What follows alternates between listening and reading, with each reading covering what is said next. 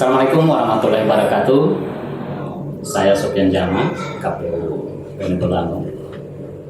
Kali ini kita membahas tentang tahapan penyelenggaraan pemilu tahun 2024. Melalui podcast kali ini melalui obrolan Ikhwan Pemilu Pemilihan, dan telah hadir narasumber kita kali ini, Bapak Adnan Berahim. Kita sapa beliau. Bagaimana kabar Pak Adnan? Alhamdulillah baik, sehat Pak Sofyan. Alhamdulillah Pak Adnan. Pak Adnan ini adalah Ketua KPU Kabupaten Bolebolaang. Berbiasa sangat berat tanggung jawabnya, apalagi menghadapi pemilu tahun 2024 nanti. Nah, sebelum kita masuk pada tahap penyelenggaraan pemilu tahun 2024, ada sedikit yang saya mau sentuh Pak Ketua mengenai tentang penamaan, penamaan tentang melahuli. Terima kasih Pak Sofyan. Memang podcast ini kami gagas sebagai wadah sarana berkomunikasi, publikasi dengan pemilih atau masyarakat pada umumnya. Dan kami pilih kata atau nama dalam bahasa Gorontalo yaitu melahuli karena melahuli memiliki makna bahwa memberikan pesan, memberikan kabar, memberikan informasi. Tapi juga dia merupakan singkatan atau akronim dari momen obrolan Ikhwan Pemilu dan Pemilihan. Jadi melahuli memang mencakup semua apa yang kami lakukan, informasi apa yang dibutuhkan oleh masyarakat, kita sampaikan melalui salah satunya melalui podcast melahuli. Nah, jadi pendekatan melalui penamaan, melalui bahasa Gorontalo, sehingga menjadi familiar di masyarakat. Melahuli. Nah, itu menjadi familiar di masyarakat karena bahasa yang diambil adalah bahasa Gorontalo sendiri yang memang merupakan budaya. Ya, salah satunya seperti itu juga secara kultural itu juga bisa melestarikan bahasa Gorontalo yang bisa digunakan di mana saja dan kapan saja. Bukan hanya pada saat situasi atau suasana kondisi non resmi, non formal, tapi juga bisa dalam hal seperti ini, sosialisasi yang dilaksanakan oleh KPU Kabupaten Bolebolaang. Iya, seperti ini memang kedapatnya di Karepan kali itu ya. Iya, pendekatannya sih. Kita Gorontalo itu dengan kebanyakan orang itu selalu menggunakan bahasa Gorontalo. Iya. Jadi masyarakat daya tarik tersendiri. Iya, kira-kira seperti itu. Jadi orang memiliki daya tarik dari namanya dulu. Podcast yang sedang digandrungi oleh milenial yang sedang disenangi saat ini, tetapi juga dia menggunakan nama dengan bahasa Gorontalo. Itu hanya singkatannya saja. Nah, melahuli juga ini memiliki kepanjangan, yaitu momen obrolan Ikhwal Pemilu Pemilihan. Jadi bukan hanya tentang pemilu saja, tetapi juga pemilihan. Nah, perlu disampaikan bahwa pemilihan ini adalah maknanya adalah pemilihan kepala daerah. Jadi kalau dulu kita mengambil kata juga masyarakat atau teman pemilih ya bisa tahu. Ya. Pemilu pemilihan. Ya. Pemilu itu seperti apa pemilihannya? Kalau pemilu itu pemilihan umum, pemilihan anggota legislatif, DPR RI, DPRD Kabupaten, DPRD Provinsi, kemudian memilih DPD, juga memilih presiden dan wakil presiden. Atau bahasa lebih umum di masyarakat adalah pileg dan pilpres. Sedangkan pemilihan adalah untuk memilih kepala daerah, baik pemilihan gubernur maupun pemilihan wali kota dan bupati wakil bupati. Seperti itu Pak Sob. Luar biasa. Ya. Terus ada yang lebih menarik lagi Pak Ketua. Ini KPU selalu masif dalam menginformasikan itu melalui media sosial, terutama dalam laman KPU. Ada di situ namanya kata lagi. Ini juga bahasa-bahasa yang iya, benar. Ya. Jadi kita memang memiliki beberapa istilah, beberapa istilah untuk sosialisasi kita kepada masyarakat. Dan selain melahuli tadi, ada juga yang namanya kahata. Kahata juga merupakan singkatan dari kamu harus tahu. Jadi pemilih masyarakat. Ya, pemilih masyarakat harus tahu apa yang harus diketahui. Nah, itu adalah beberapa informasi apakah itu tentang peraturan, perundang-undangan ataupun PKPU tentang pemilu dan pemilihan, kemudian juga tentang informasi tentang daftar pemilih berkelanjutan itu sudah kita lakukan, maupun hal-hal sifatnya kepemiluan dan pemilihan yang lainnya. Diambil ke HATA karena kita melihat perlu juga kita menyampaikan informasi yang singkat tapi padat dan jelas isinya. Seperti ke HATA itu, kira-kira seperti itu. Ya, jadi diambil filosofinya adalah singkat tapi tetap berarti. Hanya 4 huruf. Gitu, ya. Luar biasa, ya. Sangat berkesan kepada masyarakat. Ya. Luar biasa Pak Ketua, terima kasih. Sekarang begini, sekarang ini kan kita juga, apalagi dengan momen sekarang yang akan diluncurkan tahapan penyelenggaraan pemilu. Iya. Apalagi PKPU-nya sudah diundang kan? Sudah ada PKPU tahapan sudah ada. Masih apa untuk tahapan penyelenggaraan pemilu ke depan ini? Kalau kita berbicara tentang pemilu 2024, memang ada yang perlu kita ketahui bahwa pemilu 2024 tidak akan berbeda dengan pemilu sebelum-sebelumnya, dalam artian tetap memilih presiden, ada memilih anggota legislatif, juga ada memilih DPD juga ada di situ.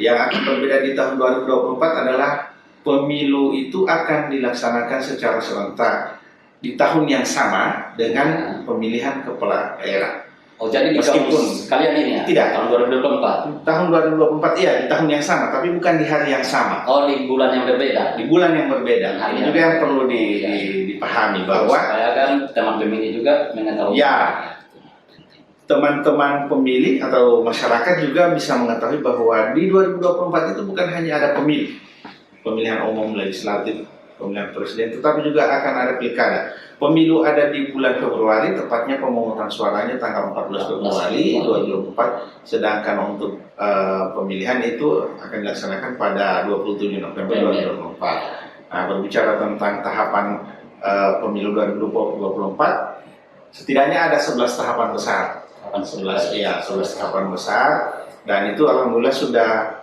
keluar atau sudah terbit PKPU-nya, PKPU nomor 3 tahun 2022. Nah, ini berarti bahwa kami KPU sudah siap melaksanakannya dan sudah ada dasar hukumnya, sudah ada aturannya.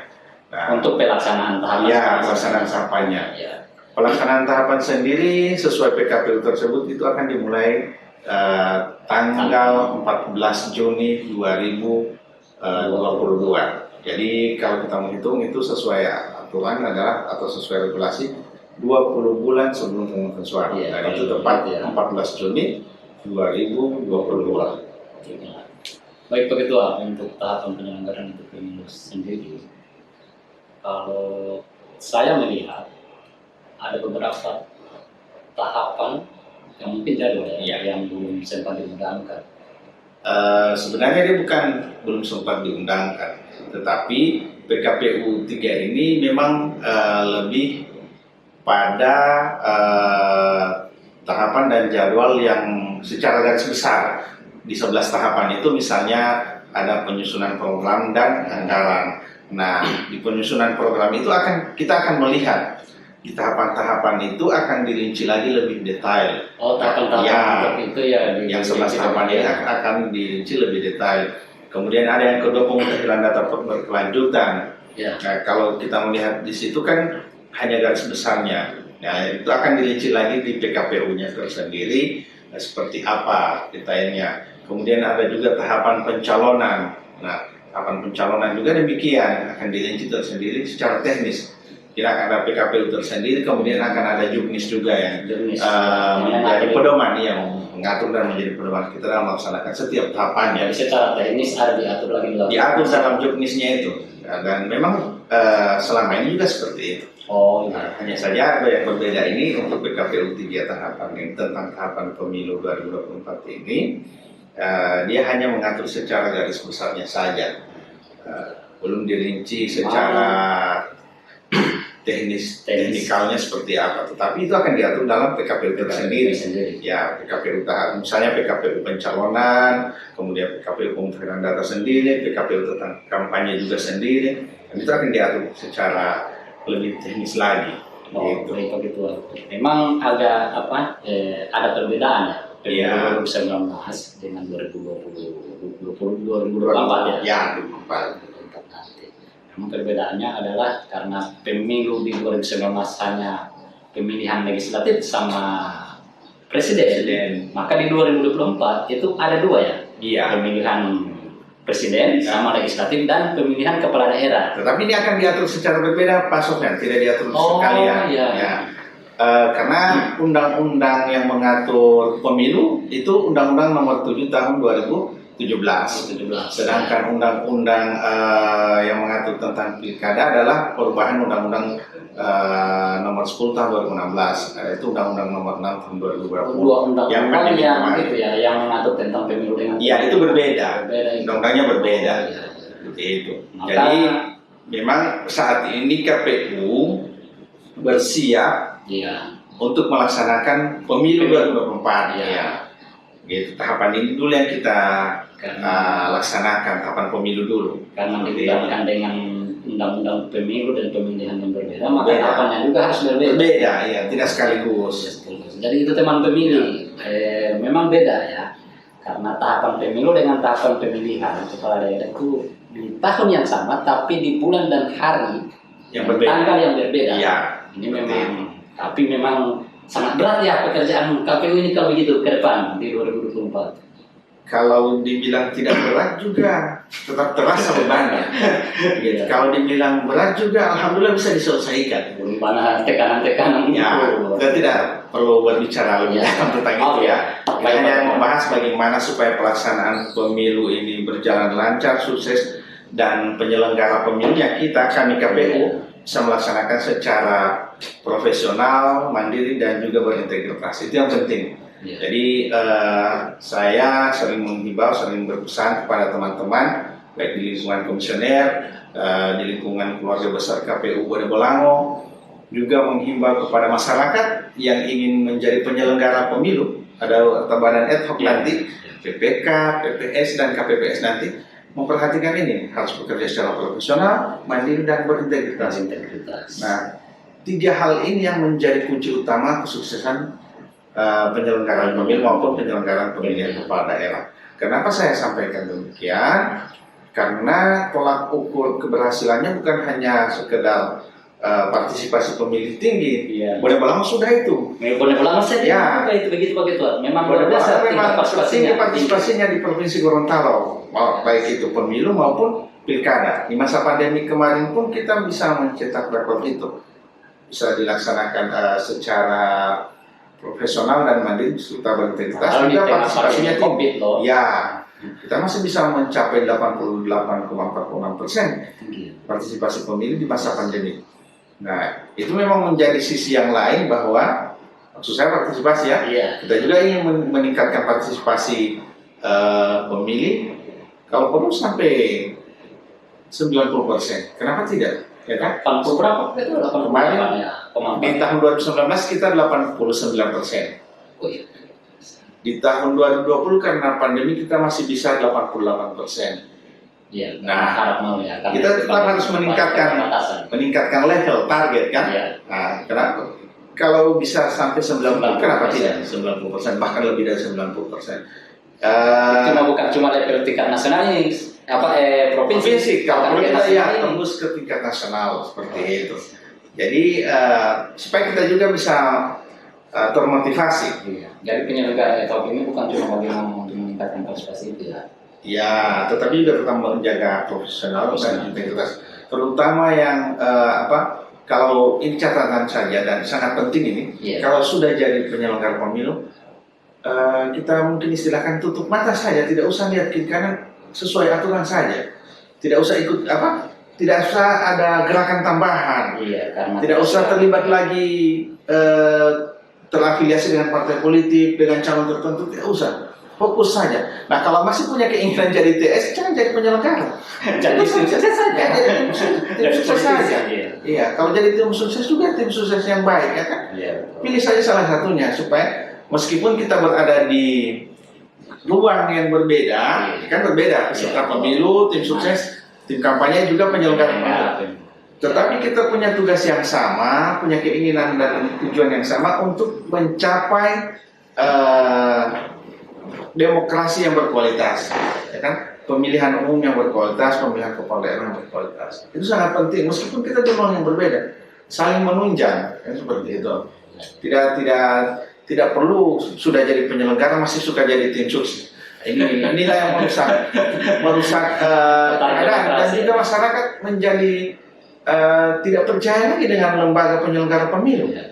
Nah, kita juga yang kena itu KPU asal rekrut, tidak mempertimbangkan, tidak melihat siapa yang jadi PPK, ya kan? Padahal kita sudah melakukan verifikasi, administrasi maupun faktual. Tetapi kan masih ada saja yang sudah jadi penyelenggara bersih di awal perekrutan, kemudian tiba-tiba dalam perjalanannya sebagai penyelenggara pemilu melaksanakan tahapan pemilu, tiba-tiba mungkin istilahnya masuk angin. Masuk angin.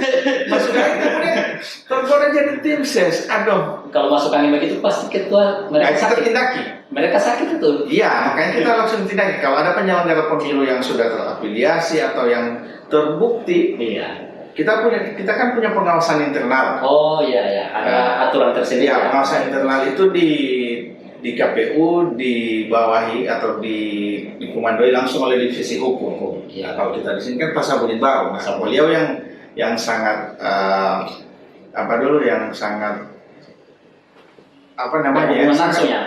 sangat menjaga, istilahnya kan divisi hukum ini selimut KPU, sangat menyelimuti. Nah, selimut KPU kan, ya supaya tidak masuk angin tadi. Masuk angin juga masuk di situ kan, di SDM. Iya. Ya, divisi SDM. Jadi partner antara Pak Budi dengan Pak Sofyan, alhamdulillah tetap menjaga marwah lembaga ini, melakukan pengawasan internal sampai ke tingkat badan ad hoc, dan kita bisa menjaga ritme ini, kita bisa menjaga nama lembaga, dan kita bisa menjaga integritas KPU maupun integritas pelaksanaan pemilu itu sendiri. Jadi saya juga bersyukur ada Pak Sofyan, ada Pak Budi yang bekerja membantu saya. Makanya saya bilang, mau bilang berat tetap terasa beban, mau bilang tidak berat, ada beban terasa, mau bilang berat bisa diselesaikan. Kayak gitu. Memang seperti Pak Sofyan. Memang kemarin itu bagi ketua saya juga itu, apalagi banyak penyelenggara itu yang sebelum, tetapi itu kan tidak masuk pada ini. Iya, maksudnya begini, ini menjadi catatan penting. Masyarakat juga bisa melaporkan ke kami, ke KPU, ketika ada calon PPK, calon PPS maupun KPPS yang sudah terlibat. Iya, karena itu kan masa tanggapan. Ya, ada tanggapan masyarakat. Dan kita akan proses. Di pemilu dan pilkada kemarin pun kita lakukan seperti itu. Iya. Kita lakukan pengawasan internal, kita lakukan verifikasi, klarifikasi, dan kita bisa eksekusi. Tidak usah masuk lah, begitu. Tidak usah direkrut. Kalau memang terbukti bahwa yang bersangkutan punya afiliasi atau hubungan dengan ini bukan hubungan darah ya, karena kalau keluarga juga tidak bisa tidak masuk ya. Tidak masuk. Ya, itu sudah takdir kodratnya, itu sudah diatur oleh Allah. Yang salah satunya jadi penyelenggara, satunya jadi caleg. Nah, kita kan contohnya di KPU juga ada begitu kan, dan itu sudah bisa ditangani dengan baik. Maksudnya sesuai dengan regulasi juga yang ada. Nah, diharapkan pada masyarakat kalau ada yang menyimpang, kalau melihat ada yang sudah pernah terlibat dalam partai politik, ini minimalnya kan 5 tahun. 5 tahun, ya. Jadi minimal 5 tahun seseorang itu tidak terlibat sebagai anggota partai politik. Ya, dia bisa mencalonkan menjadi PPK maupun PPS. Nah, itu juga tidak terlibat dalam tim sukses Pak Ketua. Iya, tidak sebagai tim kampanye ya, lebih kepada tim kampanye kalau bahasa regulasinya, bukan cuma sekedar tim sukses seperti itu. Jadi teman pemilih, itulah tadi kata Pak Ketua mengenai tentang hari pemilu, dan alhamdulillah. Tapi ini ya sangat menarik tadi pesan dari Pak Ketua mengenai tentang integritas dari seorang penyelenggara itu terdapat di badan ad hoc. Jadi teman-teman pemilih yang ingin menjadi penyelenggara di kecamatan, desa maupun TPS, ya memang tidak terlibat dalam kepengurusan maupun keanggotaan partai politik itu sendiri. Nah, ini Pak Ketua, apalagi pasukan bertanya mengenai tentang tahapan ini kan hari tanggal 14 Ya. Juni 2024. Ya. Nah, kesiapan itu mungkin KPU RI akan meluncurkan pemilu 2024 itu Ya. besok hari. Ya. Nah, bagaimana kalau dengan kabupaten kota? Apakah di Kabupaten Bone Bolango itu sendiri bagaimana? Oh iya, memang besok hari Selasa 14 Juni 2024 itu, 14 Juni 2022, 2022 Nah, ya. itu akan dilaksanakan peluncuran oleh KPU RI. Nah, kita diperintahkan untuk melaksanakan peluncuran juga, tapi secara daring. Jadi itu secara daring, juga mengundang Forkopimda atau pihak terkait lainnya, Bawaslu dan partai politik. Kita bisa hadir bersama, melakukan nonton bersama peluncuran tahapan pemilu 2024. Pelaksananya Pelaksananya di kantor, di KPU, kantor KPU. Tetapi insya Allah ini tidak mengurangi semangat kita dalam melaksanakan pemilu, meskipun hanya dilaksanakan secara daring, tapi tidak menyurutkan semangat dan motivasi kita dalam mensukseskan pemilu 2024. Siap ini Pak Ketua.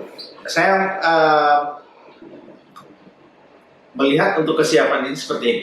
Pertama adalah sumber daya manusia. Ya. Perangkat di KPU sudah ada, sudah jelas. Komisionernya 5 di KPU Bone Bolango kan, jadi sudah lengkap. Nah, kemudian kita dibantu oleh sekretariat, juga yang sudah terbiasa, sudah teruji, terbukti, sukses melaksanakan pemilu 2019 dan pilkada 2020. Nah, jadi secara kesiapan dari sumber daya manusia kita sudah siap. Adapun pada saat menyongsong penyelenggaraan pemilu nanti, kita akan merekrut PPK, PPS, dan KPPS itu akan berjalan sesuai tahapannya sudah diatur di PKPU 3 tadi. Nah, kita tinggal menunggu rincian, detailnya, teknisnya di PKPU perekrutan PPK seperti apa. Gitu Pak Sopyan. Jadi diatur tersendiri lagi. Iya. Teknis, secara teknis ini Pak. Sampai dengan hari ini memang belum ada regulasi yang mengatur secara jelas. Misalnya ada yang membahasakan atau kita melihat perkembangan di media bahwa akan dibatasi usia 50 ya. RDP di Komisi 2 juga pernah dibahas itu usianya paling tinggi 50 tahun. Ini kita belum bisa bahasakan bahwa sudah seperti itu, tapi kita akan menunggu peraturannya. Baru ya usulan untuk kita menunggu PKPU-nya itu lebih jelasnya seperti apa. Jadi kepada masyarakat juga bisa menunggu, jangan membuat spekulasi. Kita tetap menunggu peraturannya seperti apa teknis perekrutan KPU ini. Perekrutan badan PPK, PPS dan KPPS nantinya. Oke Pak Ketua, mungkin luar biasa banyak penjelasan dari Pak Ketua mengenai tentang melahuli itu seperti apa, tahapan penyelenggaraan pemilu tahun 2024 kesiapan seperti apa, terus ditambah dengan peluncuran pemilu ya 2024. Nah, apalagi tadi tentang integritasnya seorang penyelenggara ad hoc ya. Kalau yang ingin masuk jadi penyelenggara yang memang benar-benar tidak berafiliasi dengan partai politik itu sendiri. Nah, mungkin sedikit Pak Ketua ada closing statement dari Pak Ketua kita terakhir ya. Iya, terima kasih Pak Sopyan. Untuk closing statement saya hari ini adalah pada masyarakat, pada pemilih, saya sampaikan bahwa hari pemungutan suara akan dilaksanakan pada tanggal 14 Februari 2024. Nah, kepada masyarakat atau pemilih yang belum memiliki KTP elektronik, segeralah mengurus KTP elektronik, karena itu yang menjadi dasar kita KPU mendaftarkan Bapak Ibu menjadi pemilih. Jadi harus ada KTP elektronik. Apalagi kalau ada anaknya yang 17 tahun, segeralah mengurus KTP elektronik, sehingga kami KPU bisa memasukkan pemilih atau penduduk masyarakat yang sudah berusia 17 tahun dan sudah memiliki KTP elektronik. Itu sangat penting supaya jangan nanti hari H menuntut kita sudah 17 tahun, kenapa tidak boleh memilih? Tidak ada KTP Pak. Tidak ada KTP. Tidak bisa didata. Ya, jadi harus diusahakan sejak dari sekarang. Mumpung masih 2 tahun ini, Betul. kira-kira bagi Masih panjang ini. ya, masih 20 bulan. Memberikan ruang yang besar, yang Ya. banyak ya, Ya, untuk mengurus KTP. Jadi itu teman pemilih, Pak Ketua, banyak hal yang sudah disampaikan ini, apalagi dari proses statement tadi. Berharap kepada pemilih untuk segera mengurus KTP elektronik karena salah satu syarat Ya. untuk menjadi pemilih menjadi pemilih itu harus memiliki KTP elektronik. Ya. Nah, mungkin ini Pak teman pemilih, terima kasih sudah bersama saya Sofyan Jamal.